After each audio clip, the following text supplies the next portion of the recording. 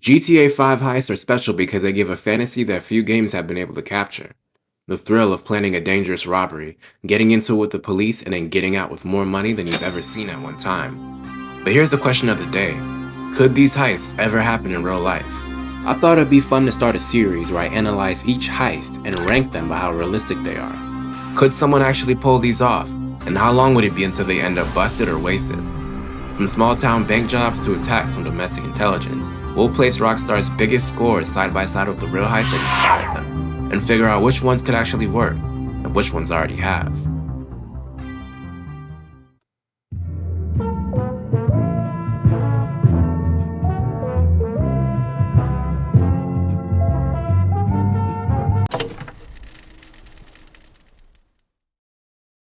Alright, so here's how this will work. We're going to break down each individual heist, and they're all going to start with a perfect score of 10. Every time we find something that makes no sense, we're going to take out 1 point from it. So let's get into it. So first up, we got the jewel store job. Michael needs to repay Mark Madrazo for pulling down his house in the hills, and it's Franklin's first step up into the big leagues. With a 5-man team including our protagonists, a hacker, gunner, and driver, the crew uses pest control disguises to cover up.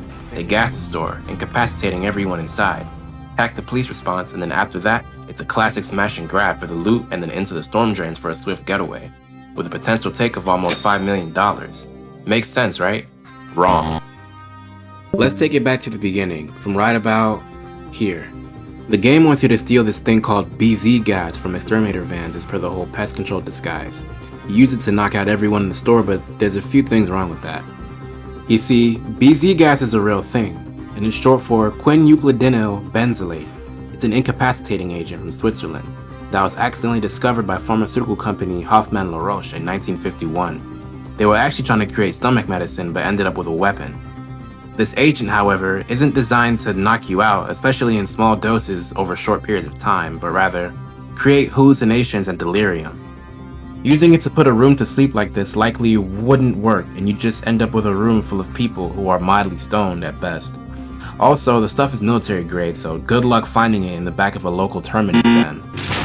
Almost nothing from the stealthy approach of this heist makes any sense, so we're going to dock it for one realism point and then move on to the next thing. So just like in the movies, heists are like Warzone lobbies. There's gotta be a hacker in each one. In the case of the jewel store job, the hacker's role is to hack into the alarm system and delay the police response, giving our guys more time to grab the jewels. Something like this would be close to impossible in real life, with most modern high-end stores using multi-layered encrypted alarm systems. Meaning if you're just a guy with a laptop, you can forget it. Anything for you, sweetheart. While we're on the subject of police responses, how long would it take for the police to arrive at an armed robbery like this? Would you be able to get in and out without a massive shootout with the cops? Well, the short answer is yes. The average response time for a 211 can range anywhere from 5 to 10 minutes, with only about 32% of robberies being responded to in under 5. While not a jewelry store, it took the police a whopping 8 minutes to arrive at the North Hollywood branch of Bank of America in 1997, the scene of the North Hollywood shootout. But more of that later. The fictional jewelry store from the job is based on what used to be the David Orgel store in Beverly Hills. In a high foot traffic area like this, we can place the police response on the lower side, let's say 3 to 5 minutes. But even then, everyone was able to get out in about a minute, meaning they would successfully beat the response in real life. So we made off with the diamonds, beat the police response, but what about the escape? In the game, our guys exit the Beverly Hills store, enter a hole in the wall somewhere on the Santa Monica freeway, and then exit the underground tunnels, ending up somewhere in the LA River, a commute that would take close to an hour in LA. This kind of approach isn't unheard of in real life. In 2005, a team of 34 bank robbers were able to steal about $80 million worth of Brazilian currency from the Central Bank of Brazil. They did this by digging underneath the bank, grabbing the loot, and then escaping back into the tunnels. It's something you see in the movies. They dug a tunnel that goes underneath 2 city blocks, said one investigator. With that said, I guess escaping into the tunnels after your robbery is more than fair game. And you'd be surprised at how common jewelry store jobs are in real life. Just this past April, an estimated $20 million worth of jewels were stolen from family-owned jewelry store Love Jewels in downtown Los Angeles. But how did this happen? The culprits were able to disable the Ring camera feed, but nearby camera footage caught the burglars dragging a trash can from a vehicle wearing construction gear. likely a cover-up, just like the Bugstar's uniforms. It said that in the footage, drilling could be heard, making a hole in the wall for the burglars to get through. A Ring camera picked up the sound of them drilling into the wall. So with a couple of real-life examples, the jewelry store job just might be the most realistic heist in the game.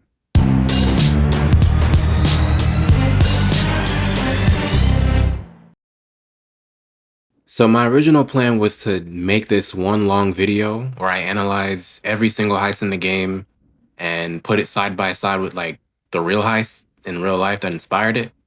But I completely underestimated how long it can take to edit a video like this. And I didn't really want, to get burnt out and then the quality starts to fall off towards the end. So I decided I'll just do it as an episode type of thing, a series. So if this video gets, let's say, 20 likes, then I'll make an episode 2 with the next heist.